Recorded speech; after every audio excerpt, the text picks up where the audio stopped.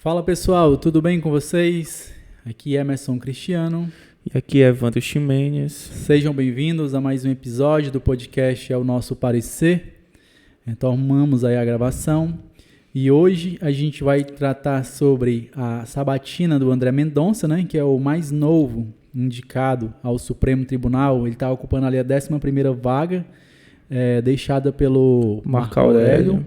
É o terrivelmente evangélico. Exatamente, e o terrivelmente evangélico conseguiu os votos necessários para ser integrado ali à Suprema Corte.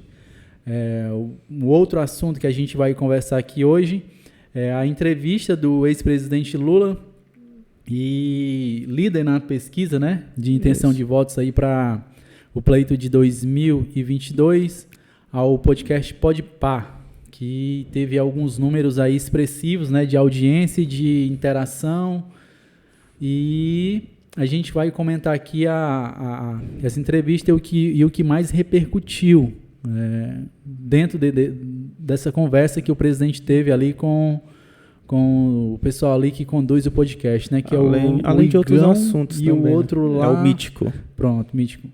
Além de outros assuntos, né? Exatamente. Esses aqui são tópicos, né, que acaba trazendo ali subtópicos e desenvolvendo aí mais um bate-papo aqui que a gente está construindo aqui nesse episódio. E mais uma vez a gente pede a colaboração de vocês compartilhando, né, o nosso podcast, e que a gente está nas principais plataformas e distribuidores de podcast, Apple Podcast, Google Podcast, o Deezer, Spotify. Você encontra lá, @é o nosso parecer. E também a gente está no Instagram e no YouTube. Você consegue acompanhar a gravação em vídeo, né, do podcast lá nessas duas plataformas aí, Instagram e YouTube. @é o nosso parecer. Fica com a gente. Daqui a pouco a gente retorna já com o primeiro tópico. E vamos lá. A gente vai abrir aqui conversando sobre a sabatina do André Mendonça. Foi uma sabatina das mais apertadas e aguardadas, né? Isso. Passou-se mais de 3 meses. Foi mais de 4 meses. Né? Mais de 4 meses. O Davi Alcolumbre segurando, né? Porque, para quem não sabe, o Davi Alcolumbre, que é ex-presidente do Senado Federal, ele é o presidente... E hoje é presidente da CCJ. A Comissão de Constituição e Justiça. Porque, assim, todo ministro precisa passar pela Comissão de Constituição e Justiça, aí depois que passa, ele vai para o plenário, e aí os senadores, eles decidem, né, se ele vai para a corte ou não, né? Aí, vamos lá, né, vamos para o começo. Na verdade, na época que o Bolsonaro ganhou, ele prometeu a vaga pro Sérgio Moro. Isso, ele teria direito a uma indicação que era certa, né? Isso. Que era a aposentadoria do Marco Aurélio. Isso. Aí, do nada, ele jogou esse terrivelmente evangélico naquela época, né? E para agradar a base dele, né, ali da galera evangélica, porque no entendimento do presidente é importante que tenha um ministro, né, que tenha um alinhamento ali ideológico com a comunidade evangélica. Até os partidos de oposição, né, votaram a favor. Exatamente. Aí tu estava até falando para mim. A gente estava comentando, antes daqui da gravação, que a ida do André Mendonça ao STF deve-se exclusivamente aos partidos de esquerda, entre eles o PT, que foi quem deu ali voto favorável à indicação do André Mendonça ao STF. E isso aqui nada mais é do que uma jogada política já olhando, visando 2022. Que o Partido dos Trabalhadores não quer se indispor com a comunidade evangélica. Então isso aqui é um detalhe importante, que foi uma jogada política dos partidos de esquerda, né?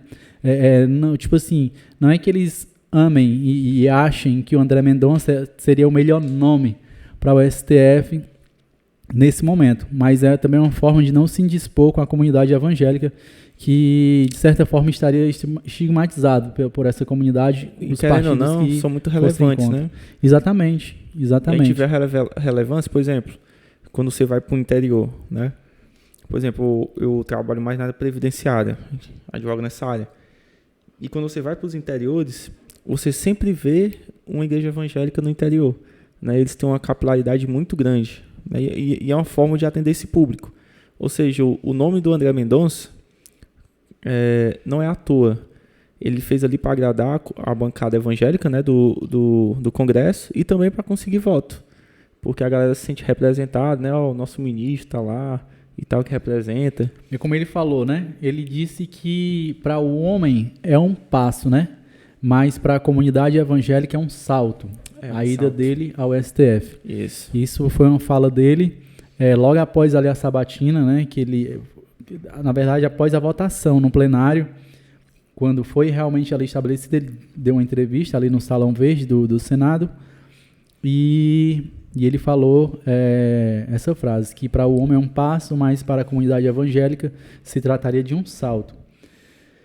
Ele estava muito eufórico, né? A comunidade evangélica ali, estava lá Silas Malafaia, o próprio Magno Malta, o Marco Feliciano, todos estavam lá dando apoio a ele nesse momento. Mas assim, o que me preocupa mais do André Mendonça é a atuação dele no STF. Por exemplo, eu me lembro que ele estava na AGU ainda, aí ele foi ele fundamentou o pedido dele com a Bíblia, ele não fundamentou com a lei. Com a lei, Tu né? se lembra desse episódio? Eu lembro que ele... Pronto. Aí a pergunta que eu faço, ele vai estar lá no STF, ele vai julgar de acordo com o quê? Com a Constituição, com as leis, né? Ou segundo o pensamento evangélico? Na vida, a Bíblia, no Supremo, a Constituição. E até falou que outra frase dele que marcou bastante. Não, e outra frase dele que marcou foi que ele disse o seguinte, ele falou que como cristão é contra o casamento do mesmo sexo, né?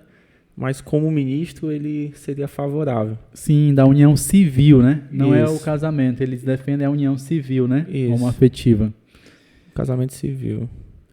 Ele disse que, ele tem aqui umas aspas para ele disse assim, ainda que eu seja genuinamente evangélico, entendo não haver espaço para manifestações públicas, né, religiosas durante as sessões do Supremo Tribunal Federal.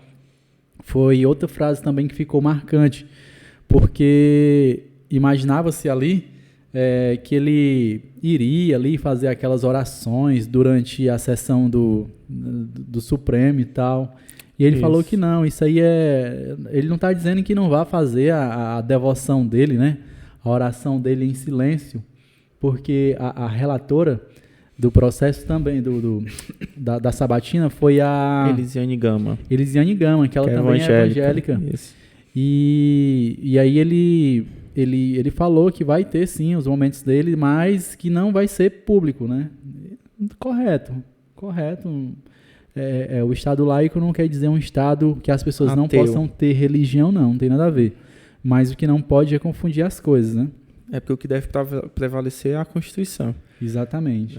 Agora ele vai ter um teste de fogo que um dos julgamentos que ficaram para o Marco Aurélio, agora vai ser passado para ele, é um processo que a gente estava até comentando antes de gravar, que é aquele sobre a questão de presos trans e travestis. Se eles podem ficar na mesma cela que os homens, ou se ocuparia presídios femininos, né? Isso, ou então se eles podem escolher... uma ala especial, né? Porque querendo ou não, tem muito estupro dentro de... Demais. Você até entre homens imagina pegando uma trans. Demais. É bem complexo, é um assunto bem sensível. E a gente espera, já nesse primeiro julgamento dele... ver para que ele veio. Né? Exatamente. A gente vai ver para que ele veio e a gente espera que ele realmente cumpra aquilo que ele... Porque a sabatina dele foi, vamos dizer assim, perfeito, né? Perfeito no quê? Ele respondeu tudo que as pessoas queriam ouvir. Isso, que é muito fácil. Ele não se indispôs com ninguém, ele falou, não, eu vou lá como ministro e vou respeitar, prometeu, né? Respeitar, o que ele falou? Em primeiro lugar, me comprometo com a democracia e o Estado Democrático de Direito. Perfeito, isso aqui é uma fala que a gente espera daquele que tem anseio a um cargo dentro do Supremo Tribunal Federal, quem esteja ali sendo indicado para ser ministro do Supremo. Então isso aqui vai ser já uma prova de fogo para ele, né? Que na minha opinião é mais do que necessário um tratamento especial, assim como a LEP já indica, né? A Lei de Execução Penal, ela indica que os presos devem ser tratados de forma distinta a pena ela é individualizada, né? E o tratamento do preso dentro do sistema penitenciário ele também deve ser individualizado. Tem que respeitar a particularidade deles.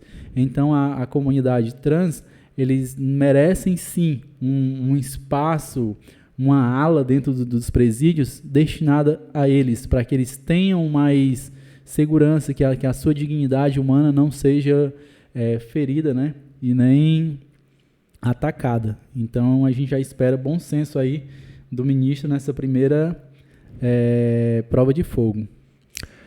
Pois é, agora o Bolsonaro tem um dedo muito bom para escolher ministro. Por exemplo, o Cássio Nunes, né? Que ele gosta de chamar Nunes Marques, sei por quê. O Cássio com K. Esse dedo bom depende muito de onde tu vai ver, né? É da fidelidade, porque se tu for olhar para outro ângulo, é um dedo muito podre. Porque o Cássio Nunes, meu irmão... Por exemplo, ele vota muito favorável ao governo. O Cássio com K. O Cássio com K. Aí, ele vota muito favorável ao governo, em muitas pautas, até coisas assim bizarras. Ele por exemplo, estão julgando agora a questão do empregador não poder demitir o trabalhador por justa causa, caso ele não esteja vacinado, né? Aí eles iam jogar isso no plenário virtual. Aí sabe o que foi que o Nunes Marques fez? O Nunes Marques quis que trouxesse para o plenário físico, para eles discutirem a matéria. Ou seja, para tipo que ganhar tempo. Tá entendendo? E vamos ver, e eu acho que é isso que vai acontecer, né? A gente não pode se iludir, que eu acho que o André Mendonça ele vai seguir o mesmo caminho do Cássio Nunes, né? Numa fala Nunes. dele, ele disse o seguinte: eu reafirmo meu compromisso com a imparcialidade e a independência. Ou seja, vamos ver, né? Rapaz, pro cara conseguir um emprego, o cara diz tudo. Exatamente, um emprego desse aí, vitalício, uma vaga dessa. Que é muito poder, né? Mas assim, perguntaram para Elisiane Gama o que ela achava da fala dele, né? Uhum. Porque ele falou ali muita coisa que era o coerente e o que a gente queria ouvir. Aí perguntaram se ela acreditava no que foi falado. Ela disse assim: eu não posso fazer esse julgamento. A gente se baseia no que ele fala. E o que ele fala, está ali tudo escrito. E então a gente se resume a isso. A gente não pode fazer esse julgamento se a pessoa está mentindo ou não, se é verdade ou não o que ela fala. A Sabatina ela vai ter que se deter ao que está sendo falado ali naquele momento. Não corresponde com a prática dele, né? Quando ele era ministro, não foi bem assim. Ele não foi imparcial, ele não agiu, ele não foi independente. Tanto que lá falaram na Sabatina, ele agiu dentro da AGU não como advogado-geral da União, e sim como advogado do presidente. Ele defendia demais os interesses do presidente. Até deturpou ali o papel e a função da Advocacia Geral da União. A gente tá falando aqui da Sabatina, né? Aí eu tive aqui um insight, né, que o pessoal chama. Uma ideia muito boa era, por exemplo, na Sabatina, quando o candidato ao cargo do ministro do STF fosse sabatinado, tudo que ele se fizesse compromisso, né, naquelas pautas... Tinha que vincular, né? Pronto, vinculasse. Por exemplo, o senador chega lá e diz assim: doutor, se você pegar uma causa dessa, um julgamento desse, vamos imaginar sobre casamento do mesmo sexo, né? O casamento civil, você julgaria a favor ou contra? Aí, se ele dissesse, por exemplo, na Sabatina que votaria a favor do casamento de pessoas do mesmo sexo, isso era para tipo que vincular decisões dele. Por exemplo, vamos imaginar que ele entre dentro do STF, aí quando chega lá ele vote contra. Aí é só o cara entrar com recurso e derruba a decisão dele, né? É um ponto que eu acho interessante, porque para ele não falar da boca para fora, porque chegar lá e falar o que quiser é muito bom. Exatamente. E aí consegue o cargo e aí não tem mais nenhuma obrigação de cumprir com aquilo que prometeu, né? Isso. Eu acho que a Sabatina era para ser um compromisso, né? Um compromisso. Era para vincular os votos dele. Exatamente. Só que aquele negócio, né, tem fundamento para tudo, né? Não, assim como tem um fundamento para você ir contra o casamento de pessoas do mesmo sexo, tem fundamento para você ir a favor, né? Por exemplo, na Constituição está dizendo que família é a união de pessoas, de marido e mulher, né? Homem e mulher. não tem dizendo que família são pessoas do mesmo sexo, né? E se tu for fazer uma interpretação, eu esqueci até o termo que eles usam, mas é uma interpretação de acordo com o legislador originário, né? Naquela época, quando ele fez o artigo, o que é que ele imaginava, o que é que ele interpretava, Sim. entendeu?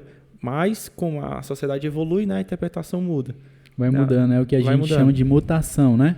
Que você muda o entendimento sobre o artigo, mas você não muda o artigo. Eu sou texto, contra, né? Eu sou contra. Para mim isso é uma emenda constitucional. Tu tá dando poder para um ministro fazer uma emenda constitucional, porque assim, se tu pegar a forma e muda o conteúdo, tu tá alterando a legislação. Tu tá entendendo? Mas, assim, faz um pouco de sentido quando a gente vai pensar na questão da evolução, né? Pois é, mas existe... O texto constitucional, ele é difícil de ser mudado. Pois é, mas aí que tá, qual um dos princípios da República é o devido processo legal. Exatamente, é o princípio da legalidade, né? Ou seja, a gente tem que estar vinculado à legislação e o que está escrito lá. Né? Eu sou muito crítico dessa mudança de interpretação. Eu acho que você não pode mudar o conteúdo da norma, né? Por exemplo, está escrito isso, mas você interpreta de uma forma diferente. No momento que você interpreta de uma forma diferente, você está legislando. É muito poder para um ministro. Eu acho que o ministro do STF, eu acho que é mais forte, mais poderoso do que um político. Não, é mais poderoso do que o presidente da República, o ministro, porque ele pode mudar toda a sistemática, pode mudar todo o jogo. Com certeza. Vide o caso da Lava Jato, né, que mudou por exemplo, agora, né, a gente está falando do presidente da República, mas a gente pode também citar o caso agora das emendas secretas, né? Sim. Tu viu que saiu um deputado que estava pegando dinheiro físico? Sim. Um bocado de dinheiro físico, né, dessas emendas. Exatamente. Aí, o que acontece sobre as emendas? A decisão da Rosa Weber, ela atacou até o próprio Poder Legislativo, né? Mas por quê? Eu concordo com a decisão dela plenamente. Uma decisão monocrática, mas constitucional. E dentro da sabatina do André Mendonça, criticaram muito a atuação do STF, que o STF estaria ali extrapolando os limites, né, das suas prerrogativas, que o STF estava querendo legislar, criticaram muito as decisões monocráticas, né, e perguntaram também ao André Mendonça a respeito do que ele achava, né, das decisões monocráticas. Mas quanto à decisão da Rosa Weber, ela é totalmente constitucional e está dentro dos limites de atuação do STF. O STF foi provocado. O Poder Judiciário ele só age por meio de provocação, salvo os casos, as exceções que ele pode agir de ofício. Mas, por exemplo, a decisão da Rosa Weber, eu só não concordo em um ponto, que foi mandar suspender as emendas. Porque no pedido originário, ele não a pessoa que apresentou o pedido não pedia lá a suspensão, só pedia a transparência. Eu não vejo... Aí no direito a gente chama isso aí de extrapetita. Né? Então, eu não vejo dessa forma. Eu acho o seguinte, o pedido dela, o pedido era o seguinte, era da legalidade, da inconstitucionalidade das emendas secretas, das emendas parlamentares secretas. Estavam pedindo transparência, ok. E a suspensão para evitar o resultado útil do processo. Então, suspende esse pagamento, dá-se os nomes para ela, e ela não quis nada demais. Ela só pediu, não, eu só quero saber para onde é que está indo. Digam para onde é que está indo. Mas assim, eu acho que não precisava suspender, entendeu? Tem como conseguir os nomes sem suspender o repasse das verbas. Eu acho o seguinte, como estava agindo ali sem transparência e tudo mais, eu acho que o fato de suspender, a decisão de suspender é para o que, se tiver havendo algum ilícito, a gente já vai proteger a partir daqui. Vai ficar para trás. Tipo assim, suspende o pagamento das emendas, diz para onde é que está indo, e se tiver tudo ok, continua. Mas e com transparência. Aí o problema é que, por exemplo, já tem obra que já tá rolando. Ok. Pode ter gente que precisa para comer esse dinheiro, hospital, saúde. Concordo. Mas se estiver sendo desviado? Aí o Ministério Público tem que ir atrás dos Mas responsáveis. é que tá, ia continuar. Ela pediu transparência e bloqueia para evitar aquele negócio, né, o resultado útil do processo, para não comprometer. Não, mas, Foi meio que uma decisão, uma decisão liminar. Mas não ia comprometer, tá entendendo? Como não? Porque o pedido não era a transparência para saber quem eram os nomes. Isso. Para onde é que estava indo? Sendo E repassado. se tivesse coisa ilegal nesses repasses? Se tivesse coisa legal, aí teria que fazer outro procedimento. Né? Eu- Na minha interpretação, eu acho que... Tu acha que foi extra petita? Foi extra petita e outra coisa. O Congresso tem os nomes, né? Eles estão inventando lá uma maracutaia de dizer assim, né? Beleza, Rosa Weber, a gente vai deixar transparente, mas daqui para frente. Aí eu não concordo. Eu acho que o Congresso tem esse nome, porque ninguém vai passar dinheiro assim de graça. Né? Por exemplo, tu vai pagar uma pessoa... Eles têm demais. Eles têm um total controle. Para onde, quem sabe exatamente para onde é que está indo essas verbas são os próprios parlamentares. E ninguém joga o dinheiro assim sem saber, não. Exatamente, é 500 mil, é 200 mil, 1 milhão que eles enviam para as bases deles e esse dinheiro tem nome e sobrenome. Isso. Então, outro assunto que foi debatido lá, né, na sabatina foi a questão da CPI e o uso da Lei de Segurança Nacional, né? Que o André Mendonça ele invocou essa lei quando atacaram ali o presidente da República, né? E ele disse assim, ele falou, né, sobre a Lei de Segurança Nacional e que ela foi usada contra os críticos do presidente. Isso aqui gerou também aquela denúncia contra ele que ele estaria sendo um advogado do presidente, não um advogado-geral da União. Ele não estava defendendo os interesses do Estado, e sim do presidente, interesses pessoais. Ele falou o seguinte, sentindo-se, né, ele falou lá na sabatina, sentindo-se o presidente da República ofendido em sua honra por determinado fato, o que significa, né, a análise individual de a pessoa por si própria sentir-se subjetivamente ofendida em sua honra, devia o ministro da Justiça instar a Polícia Federal para apurar o caso sob pena de não o fazendo incidir em crime de prevaricação. Ele justificou o ato dele nessa passagem lá da Lei de Segurança Nacional, que é uma lei do tempo do regime militar e que foi revogada, né? Foi revogada. Eu estava olhando aqui agora. Foi revogada em setembro. Exatamente, foi revogada. Agora o nome da lei é a Lei do Estado Democrático de Direito, né? E também foi questionado lá a questão de fake news. Ou seja, foi uma sabatina de 8 horas que foi bem intensa, bem pegada. Falaram também da condenação em segunda instância, qual a opinião dele e tal. Então, algumas coisas ele disse assim, ó, eu não posso opinar porque existe processo, né, no STF e ele não pode expor aquelas questões mais sensíveis que ainda estão para ser votada, ele não deu opinião, ele não opinou. Por um motivo justo, né? Para antecipar o julgamento. Exatamente. Mas assim, resumindo, né? Vamos ver como é que ele vai atuar. Pelo histórico das pessoas que o Bolsonaro escolhe, né, principalmente no STF, eu acho que ele vai ser tipo um pau-mandado do Bolsonaro. Eu acho que ele vai votar de acordo com a pauta evangélica, né? Uma pauta reacionária, infelizmente. Por exemplo, ele falou aí que a Bíblia em casa e a Constituição no STF. E eu acho que vai ser assim, a Bíblia em casa e a Bíblia no STF. Ele está tão alinhado com o Bolsonaro que ele já atacou até a Lava Jato. Teve um momento lá que falaram sobre delação, questionaram ele sobre delação, ele falou que assim, eu também entendo que uma delação premiada não é elemento de prova. Eu não posso basear uma convicção em uma delação. Delação não é acusação. É um meio de Dito prova, isso, né?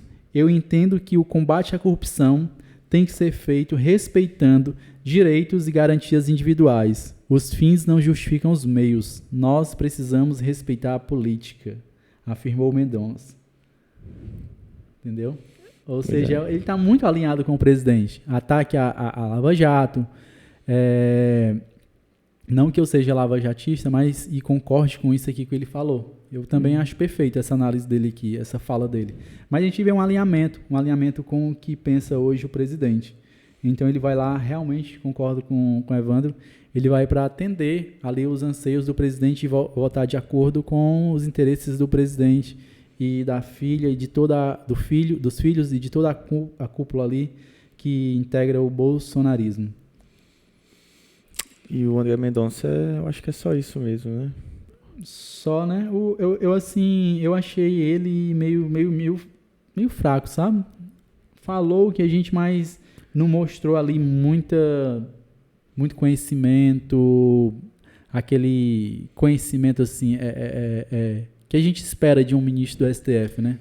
Pronto, só para finalizar, agora eu lembrei de um ponto importante, né? Por que a alteração de um ministro faz muita diferença? Porque, eu não sei se vocês sabem, mas dentro do Supremo existem alas, né? Eu acho meio tosco essa classificação, porque eu vou dizer as alas e depois eu vou explicar porque é tosco. Eles dividem a ala entre os garantistas e aquelas pessoas que não são garantistas, né? Sim. É uma divisão meio idiota, porque todo mundo tem que ser garantista, tá entendendo? Mas resumindo, os garantistas são aqueles ministros que eles valorizam muito o devido processo legal. O devido processo legal deve ser feito à risca, né? Exatamente. Aí entre eles tem o Gilmar Mendes, tem o Dias Toffoli, tem o Lewandowski, tem a Rosa Weber e o Marco Aurélio, que saiu agora, que é da ala garantista, tá certo? Aí o André Mendonça, ele vai entrar no lugar do Marco Aurélio, e o Marco Aurélio é garantista. Já o André Mendonça, ele não é da ala garantista. Quando você muda isso aí, você muda como é que é o nome? Fugiu até minha palavra. Pronto, você muda as maiorias sobre as pautas. Ou seja, mudou um voto, muda tudo. Por exemplo, se for discutir o mesmo assunto, pode ser que algo que antigamente não era aceito, pode mudar que seja aceita. Por exemplo, a prisão após a segunda instância, né, que mudou várias vezes, vai que suba de novo, só pelo voto só por essa alteração de ministro, vai ter uma alteração de voto. Aí muda, né? Por isso que é a importância dos ministros, né? Eu prefiro os garantistas, como o Marco Aurélio, ele pode falar muita besteira e tal, essas coisas, né? Mas ele é um ministro garantista, né? Que é melhor, né? É bom para todo mundo. O STF, eu acho que a função dele é guardar a Constituição. Isso. E a nossa Constituição, ela é garantista. Isso, é garantista. Então, é uma defesa mais do que alinhada com os princípios constitucionais. O garantismo nada mais é do que todo mundo... Eu lembrei aqui, Evandro, de uma coisa que eu achei interessante, né? Eu falei lá no início que os votos que garantiram a ida do André Mendonça, ali, a aprovação dele para o STF, veio da oposição. E eu lembrei do período que ele ficou ali aguardando, né? O Alcolumbre segurando a sabatina dele, Isso. segurando.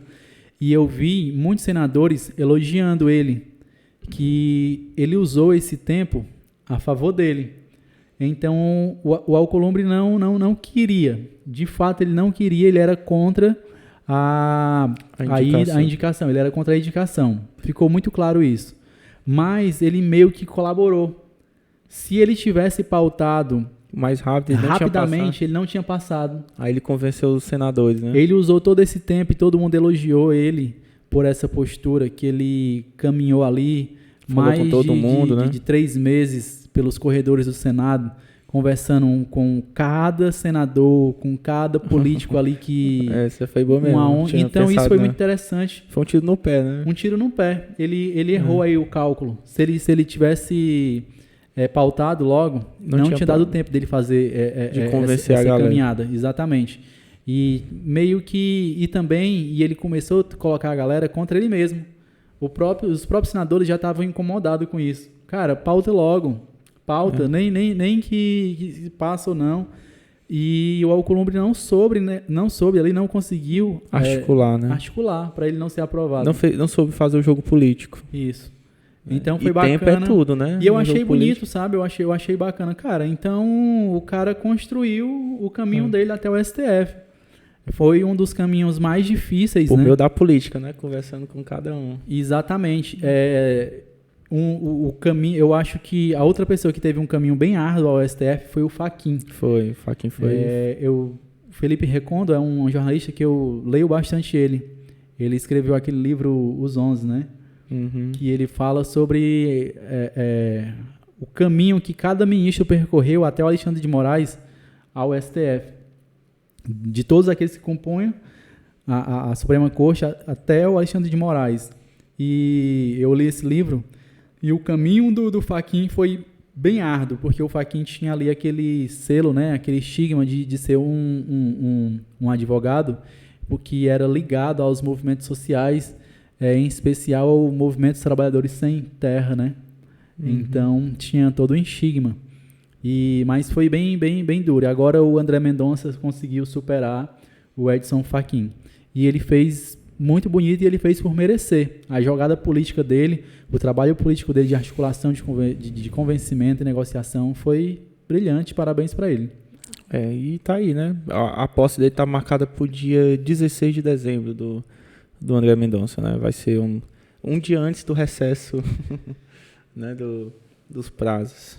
Eu estava vendo aqui algumas coisas, né? Alguns posicionamentos do André Mendonça quanto ministro da Justiça ali. Foi ele quem julgou, né? Quem julgou não. Ele defendeu a abertura dos cultos religiosos, né? Durante a pandemia. Eu lembro que ele fundamentou que o cristão estava disposto a perder sua vida pela sua fé. Então, eu acho que é esse julgamento que tu falou que ele fundamentou na Bíblia. Isso. Eu acho que foi esse. Foi. Que deu a questão da pandemia, né? Da abertura ou não dos templos religiosos durante o lockdown. Eu acho que foi. Aí ele disse que era a favor, sim, da abertura, porque o cristão ele está disposto a perder sua vida pela sua fé, pelo que ele acredita. Então, é uma liberdade individual que deveria ser respeitada. Ou seja, ele está dizendo para o pessoal se matar, né? Exatamente. Se você quiser morrer pela sua fé, você pode morrer. Pode morrer. Se você tiver fé, Deus vai salvar você. Aí outra coisa também, que criticaram ele foi a questão dos habeas corpus que ele impetrou a favor do Abraham Weintraub. Que era o ministro da Educação. Isso. Que ele estava ali na iminência de ser preso ali pelo Supremo Tribunal Federal, né? Ter uma prisão decretada pelo ministro, acho que Alexandre de Moraes. Aí ele tinha ali a indiferença dele com Alcolumbre, o Davi Alcolumbre, mas no fim ele obteve sucesso. Eu acho que sobre André Mendonça é isso. Aí, sendo para os próximos capítulos, né, a gente tem que ficar acompanhando como é que vai ser a trajetória dele no Supremo e é isso. Né? Desejar boa sorte. A posse dele já está marcada. Dia 16 de dezembro. Dia 16 de dezembro. Isso. Pronto. O Luiz Fux já organizou tudo. A primeira dama, né, falou em línguas comemorando a aprovação dele, né? Foi bem tosco. Como é que o pessoal chama? Incorporado, né? Com espírito. Ela estava ali falando em línguas ali, muito feliz com a aprovação do André Mendonça. Essa imagem está circulando nas redes sociais. Como é que é? Blá, blá, blá. Eu não sei falar, não. O pessoal diz que línguas é assim. Eu vi muito isso. Apesar de eu ser evangélico, mas aquilo ali não faz parte do meu culto religioso. Aqui só eu participava de umas comunidades, só não vou dizer o nome por conta de respeito, que o pessoal falava em línguas lá. Eu sou da igreja Bethesda, com muito orgulho. Pastor Marcelo, um abraço. Lá não tem esse negócio de línguas, não. Não tem não. A nossa espiritualidade é para a vida. A língua lá que fala é o português, né? É o português bem claro. Bem claro para todo mundo entender. E se complicar um pouquinho, aí a gente fala a linguagem ainda mais rasteira, mais profunda, que é para provocar o entendimento e a compreensão. E aí, a outra pauta é o Lula, no podcast, o Podpah. Bateu aí recordes, né? Deixa eu ver aqui quantos milhões de visualizações tem quando tu fala aí. A entrevista dele superou 3,4 milhões de views e 310 mil menções. Mas isso aí foi no primeiro dia. Isso. No primeiro dia. Não, isso aqui foi ao vivo, né? Pronto, eu tô olhando aqui agora. Nesse exato momento, dia 4 de dezembro, às 4h41 da tarde, O episódio do Lula tem 5,7 milhões de visualizações. É muita coisa. Foi gravado na quinta-feira à noite, né? Em menos de 10 horas tinha mais de 2 milhões de visualizações. E agora já está quase 6 milhões de visualizações. Quase 6, né? É. Lá no dia tinha 3,4 milhões de visualizações no YouTube. De Isso. acordo com o monitoramento da Foi Diretoria de Análise de Políticas Públicas da Fundação 300 Getúlio mil Vargas. pessoas assistindo ao vivo. É maior do que a população de Sobral. 280 mil views, né? Simultâneo no YouTube. Acho que chegou a 300 mil. Pois é. No Twitter, o ápice das menções ao petista chegou a 50 mil por hora. Os dados coletados entre 11 horas da quinta, 2, e às 11 horas desta sexta-feira que passou, 3, foram divulgados pelo jornal Folha de São Paulo. Os números mostram que se o Lula conseguir construir uma articulação forte e um manejo inteligente, né, das redes sociais, ele tem capacidade de interlocução e impacto muito grande. Isso quem falou foi o Marcos Roediger. Ele é diretor da /FGV. E isso é muito interessante, porque até agora quem hegemonizou o espaço das redes tem sido sempre a direita no Brasil, principalmente de 2018 para cá. Interessante, né? Porque, de fato, existe uma hegemonia, né, do uso das redes de forma positiva e politicamente falando pela direita. A direita sabe lidar muito bem com as redes sociais. Mas a direita usa muito bem por conta também que, na época que surgiu a internet, quem dominava principalmente os meios de comunicação era mais a galera da esquerda, né? Aí quando surgiu a internet ficou é tipo o que aconteceu na época de 1500, quando descobriu o Novo Mundo, né, que eles chamam as Américas. Foi a mesma coisa com a direita. A direita descobriu aquele mundo da internet, né, se instalou, se fortaleceu e conseguiu ajudou a eleger o Bolsonaro, né? E agora esses partidos que não consideravam muita força da internet estão tentando ir atrás do prejuízo, né?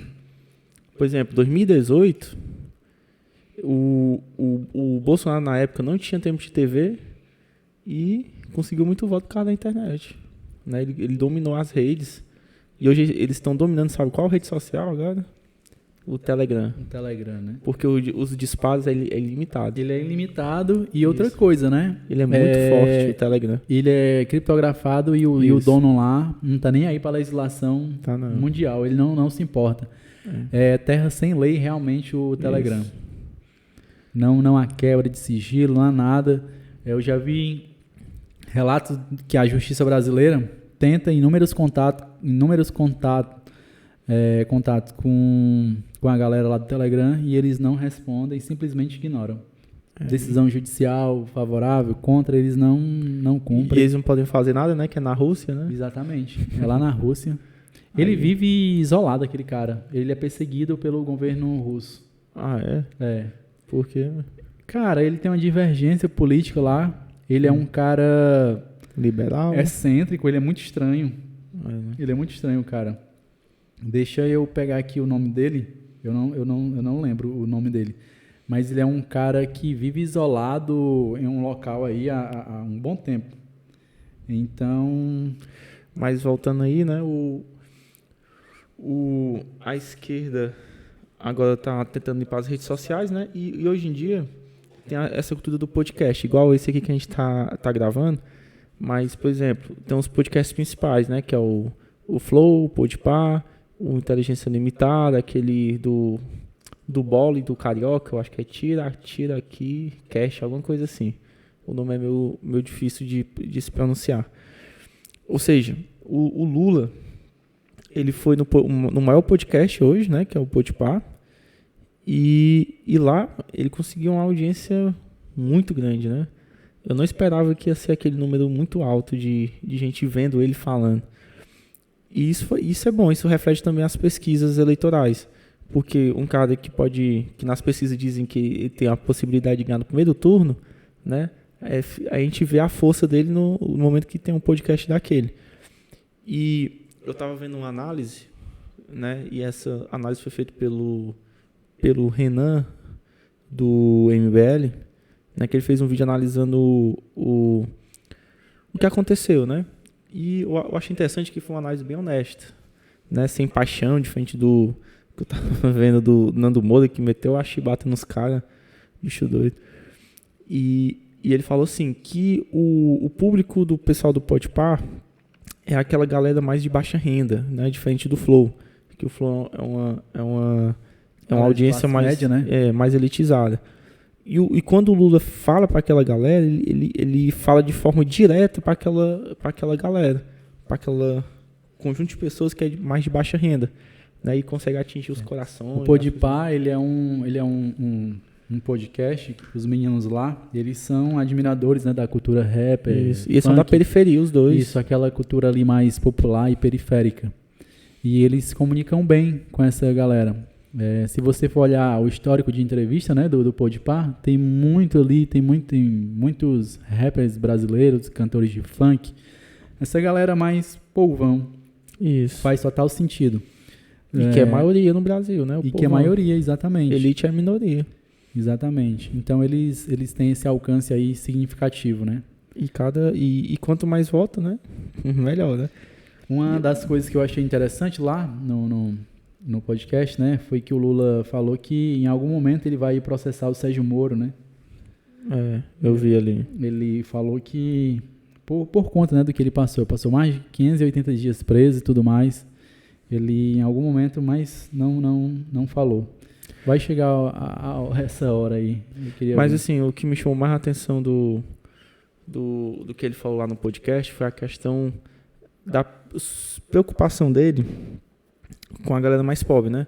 Sim. Por exemplo, a gente vê os outros candidatos. Por exemplo, vamos pegar o Sérgio Moro, né? Que é hoje tá quase a terceira via. É mais ou menos o que a gente já conversou, né? Eles estão errando demais na pauta de 2022, né? 2022 Os caras, fome, eles não estão economia. conseguindo se comunicar. A diferença do Lula para esses candidatos que estão aí, eu acho que exceto o Ciro. Tirando o Ciro, o Ciro dos candidatos, eu acho eles que estão numa pauta muito errada, mano. Eles estão atacando, o Moro tá falando de combate à corrupção, de economia, e a gente já conversou aqui, inclusive no episódio passado, isso aí não vai ser pauta para as eleições de 2022. E isso mostra, mais uma vez, a capacidade do Lula de ler o momento, a situação. Da situação e política, a capacidade dele política de convencimento e de se comunicar com as pessoas. O cara conhece, ele sabe quais as dores das pessoas. Cara, as pessoas nesse momento estão passando fome, a gasolina está R$7, está inviável você sustentar o seu automóvel hoje com gasolina. A gente não tem emprego, os juros estão altíssimos, você não consegue financiamentos, e se você conseguir financiamento para construir ou para comprar uma casa ou para comprar um carro, o juro está absurdamente alto, entendeu? Então tudo isso gera dificuldade para as pessoas, e até você explicar que a solução disso tudo é o combate à corrupção, não vai compreender. Mas o problema nem é o combate à nem corrupção. são políticas públicas voltadas para a área social. Corrupção sempre vai ter, né? E a gente não pode se iludir. A gente estava até conversando antes também. Também a gente não quer normalizar e nem naturalizar. Eu acho que tem outras prioridades. A corrupção. Eu acho que é um combate, é uma pauta super válida. Mas tem outras coisas mais importantes para a gente bater. Né? São mais urgentes. Que é a fome, o desemprego. Por exemplo, a gente estava conversando mais cedo, né, na hora do almoço. Isso. Que o maior problema do Brasil não é a corrupção, é a distribuição de renda. Por exemplo, isso é muito evidente, né? Por exemplo, você mora no bairro, você vai para outro bairro, você vê ali a pobreza da galera e tal. E principalmente agora, depois dessa pandemia, a galera tá passando fome, o pessoal tá comendo osso, comendo lixo, né? O sobra de alimento, essas coisas, que é a galera mesmo, né? E aí vem um candidato como o Sérgio Moro, por exemplo, dizendo assim, nós temos que combater a corrupção. Mas beleza, mas tu combatendo, se a prioridade for combater a corrupção, você vai atingir a ponta, né, que essa galera que tá realmente precisando de comida e tal. Até o Bolsonaro, que ele é meio, como é que eu posso dizer? Insensível, ele sentiu a realidade batendo na porta dele, né, porque ele tá no governo, Aí teve que ceder o Auxílio Brasil, né? Que é para dar aí R$400, porque ele tá sentindo na pele a pressão, cara. A popularidade dele, a queda da popularidade dele é reflexo disso. Isso. É a tese que eu sustento, que quem vai fazer com que a esquerda volte ao poder é simplesmente as políticas do Bolsonaro, no que diz ali o ataque aos programas sociais que foi deixado. Por exemplo, a política dele está gerando miséria, está gerando fome. Exclusão, né? Tá gerando uma situação na vida das pessoas que, tipo assim, tá difícil de viver. Então, tudo isso joga contra ele. Isso. Não importa se hoje a nossa economia tivesse... a gente é a primeira economia do mundo. Cara, mas se existe miséria, isso não faz nenhum sentido. A população vai ficar contra o governo.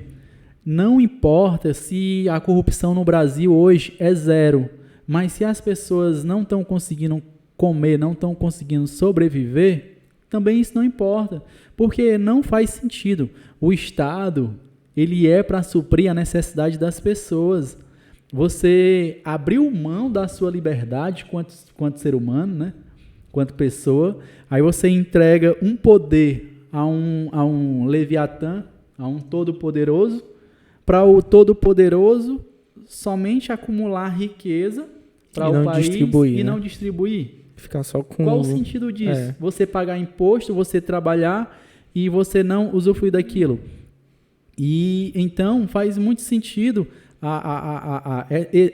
esse crescimento do Lula nas pesquisas, essa estabilidade ali na liderança, né? E essa queda do Bolsonaro. Porque o que a gente vê é a necessidade. O Lula vai num podcast e diz, pobre pode comer camarão? Pode. Ele não só pode como deve, porque ele quem pega. Tudo isso são falas que se comunicam com as pessoas e tem total sentido. E ele fala também que tem que botar o pobre no orçamento, né? Exatamente. Tem que colocar eles no orçamento. Outro momento que eu achei interessante lá no podcast foi quando ele tipo... falou, né, que o PT errou muito, né? O PT realmente errou bastante e que ele concordou com as falas do Mano Brown, né? Lá em 2018, que o PT tinha se afastado da base e ele precisava se reconectar, falar a língua do povo. Foi uma crítica que no momento doeu bastante, né? Porque era um momento bem crítico. A gente estava ali atrás. Até o Haddad ficou sem jeito, né? O Haddad Ficou, mas eu digo assim, cara, era necessário. E é como o Mano Brown falou, era irreversível. A situação ali era irreversível. O PT não conseguiria mais reverter. O Bolsonaro já estava eleito. Precisava buscar em torno de 40 milhões de votos. Era muito voto. Não conseguia mais naquele momento. Então o Mano Brown foi lá e chutou o balde. Essa aqui a gente perdeu. Vamos pensar na próxima agora? E o que é que a gente faz? Vocês precisam retornar às bases, precisam novamente se conectar com a população, falar a língua do povo, ouvir o povo, ouvir as dores, e aí sim a gente pode pensar em um novo Brasil em 2022, porque esse aqui morreu. O cálculo do Mano Brown foi esse, e eu concordo com ele. Cara, era irreversível. É que nem o apoio do Ciro. O apoio do Ciro era insignificante. Era insignificante. Tem gente que diz assim, não, se o Ciro tivesse apoiado o Haddad tinha ganhado. Não tinha. Não tinha. Se o Ciro transferisse 100% dos votos dele para o Haddad, ainda ele perdia. Porque foram 12%. E aí, se somado aos votos que o Haddad obteve no segundo turno, não era suficiente para ganhar do Bolsonaro. O que é que eu quero dizer? A questão do apoio do Ciro era um apoio simbólico. Era um apoio de você estar no lado certo da história. O apoio crítico era o quê? Haddad, eu vou te apoiar, eu vou apoiar o PT nessa porque eu acho que é necessário, eu estou aqui em defesa da democracia contra o fascismo, que aí está candidato, mas eu não concordo com o que vocês fizeram durante esses 13 anos no poder, eu não concordo com a postura de vocês, mas eu vou estar aqui com vocês. E se vocês ganhar, a partir de 1º de janeiro eu serei oposição. Mas eu não vou para Paris, eu vou ficar aqui com vocês na luta. A gente vai morrer abraçado. Mas eu não concordo com vocês. Isso era a postura correta do Ciro. Cara, eu acho que o Ciro ficou ressentido porque sim, tiraram o apoio dele. Mas né, não era Nordeste. momento de ressentimento, cara. Eu acho assim... É porque ele achava que aquele momento era o momento dele ganhar, entendeu? Porque o Lula tava preso. Mas o momento... Aí ele queria que o Lula... É por isso que isso desqualifica o Ciro. Desqualifica o Ciro no momento que ele leva o ressentimento para um momento tão crítico que o Brasil enfrentou, lá em 2018... Ele leva para o lado pessoal. Aí eu pergunto, é um projeto pessoal ou é um projeto para o Brasil? Não sei. O projeto dele é pessoal, porque ressentimento só faz sentido se for uma questão pessoal. Eu não posso ficar ressentido se for uma questão que o interesse do país seja maior do que o meu, entendeu? Então, o Ciro errou nisso daí. Por isso que o Ciro hoje não se colocou e ele não está... credenciado como um candidato ali da esquerda, como uma opção da esquerda. O Ciro não é. Ele não conseguiu ocupar esse espaço, o que eu acho que seria diferente se ele tivesse tido essa postura. Ele teria aparecido como líder da esquerda, teria sido bem mais belo. Embora eu acho que ele não ganhasse o apoio do PT, porque o apoio do PT ao Ciro é uma questão que o PT é um partido muito experiente, gerido por pessoas experientes. E a falta de lealdade do Ciro aos partidos, às legendas e às pessoas que ele já se relacionou, faz com que o PT jamais apoie ele para uma cabeça de chapa. O Ciro ele não foi leal ao Tasso, o Ciro não foi leal ao FHC, o Ciro não é leal a nenhum partido ou político que tenha já se aliado com ele na história. Nem ao Tasso, né? Nem ao Tasso, que projetou ele na política estadual e nacional. Enfim, e tudo isso, cara, o Lula consegue ver. Ele não vai jogar um apoio ao Ciro, sabendo que o Ciro pode trair ele a qualquer momento. Por isso que os candidatos dele são a Dilma, o Haddad, são pessoas Porsche, não, eu discordo total que seja Porsche. São pessoas altamente capacitadas e honestas. É porque assim, o Ciro, eu acho que ele pensava honestas o seguinte, no sentido de lealdade. O Lula está preso, né? Então, o melhor nome para representar a esquerda sou eu e o PT escolhe alguém para ser vice dele. Eu acho que ele queria que o PT fosse vice, né, na chapa dele, e ele acaba de chapa. O PT ainda ofereceu a vice-presidência para ele, cara, do Haddad. Ele não quis. É um projeto pessoal. Ele tem interesses pessoais com isso. Será que é uma vaidade, hein? É uma vaidade total. Ele quer ser realmente presidente da República. Exatamente, porque se ele se candidatar lá como vice do Haddad, era muito bom para ele, cara.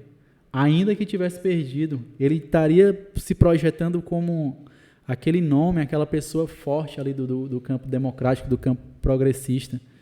Eu acho que foi um erro de cálculo ali, leitura ali, muito grande. Ele vai justificar por N formas, mas eu discordo total.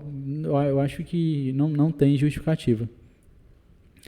Mas é isso, a entrevista rendeu bastante. O Lula disse que está com muito tesão para mudar o Brasil. Tá com esse mesmo tesão, mano? Rapaz, para mudar o Brasil, eu tô. Né?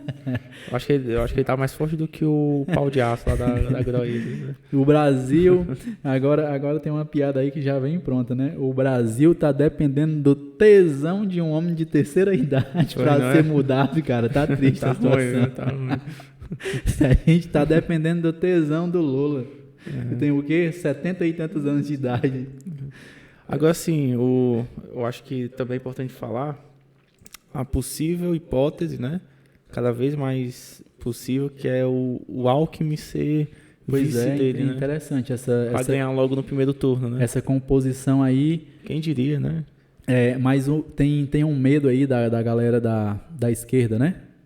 O medo é o seguinte... Você é um novo Michel Temer? Então, pois eles não acreditam que o Alckmin tenha o mesmo perfil de traidor, de usurpador do Michel Temer.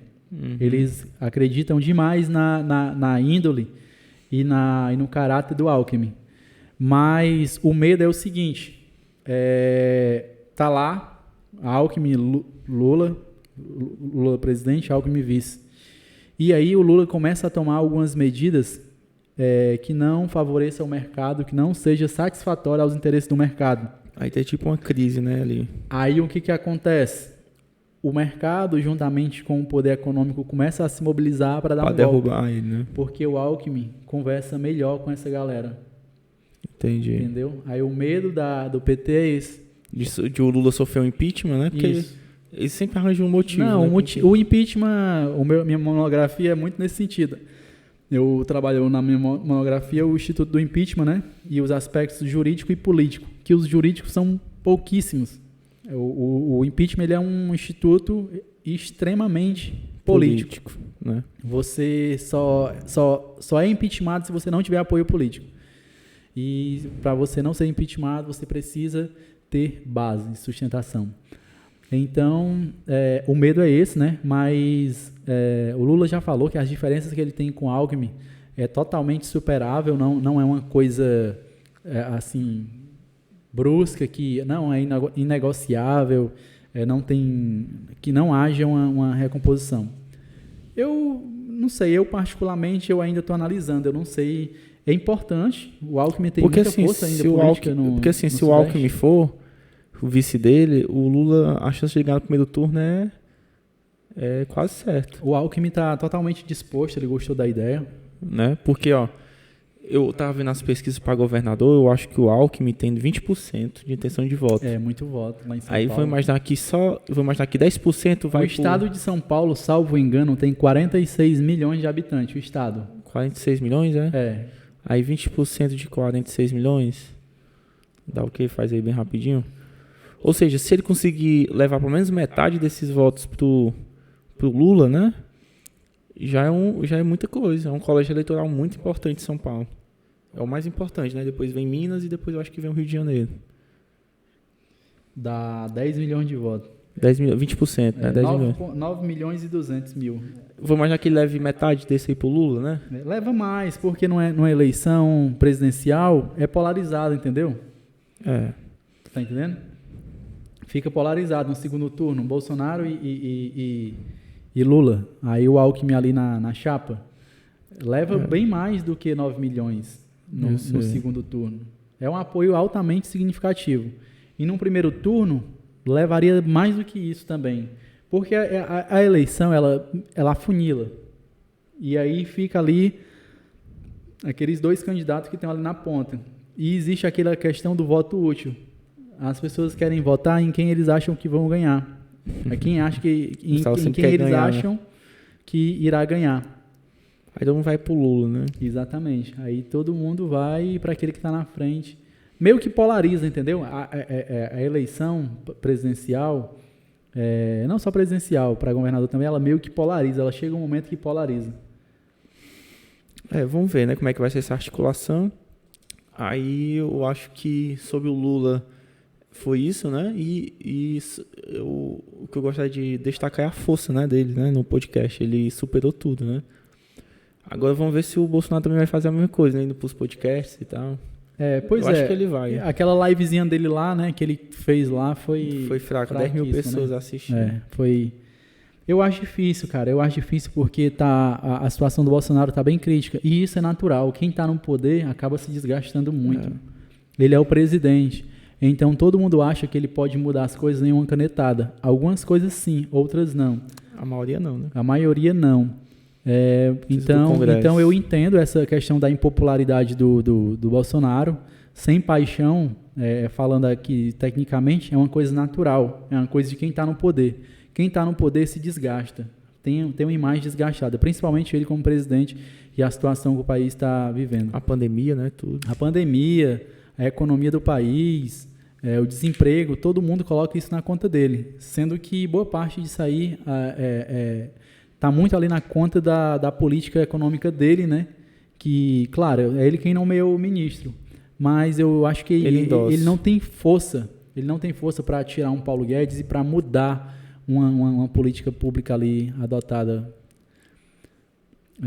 pelo Paulo Guedes. E eu acho que... Tem mais alguma coisa? Não, eu acho que a gente explorou bastante aí os temas, né? Então, pronto. É isso aí.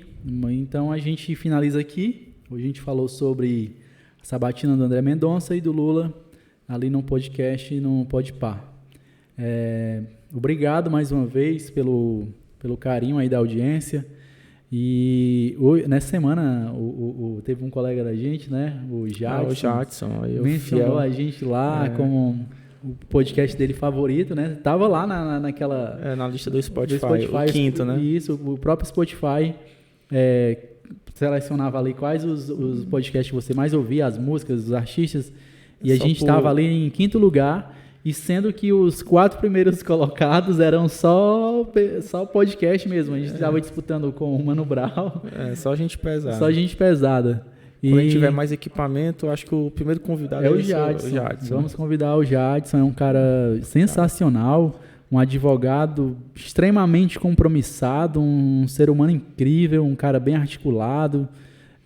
Eu gosto muito do Jadson, particularmente. A gente tem uma relação boa ali no futebol, mas eu sinto nele, né, vendo ali o trabalho dele, esse compromisso, e ele consegue transmitir sim essa imagem de um cara centrado. Então vamos trazer ele aqui para a gente conversar e conversar um pouquinho sobre direito também. Vamos ver qual que é a visão dele de mundo, né?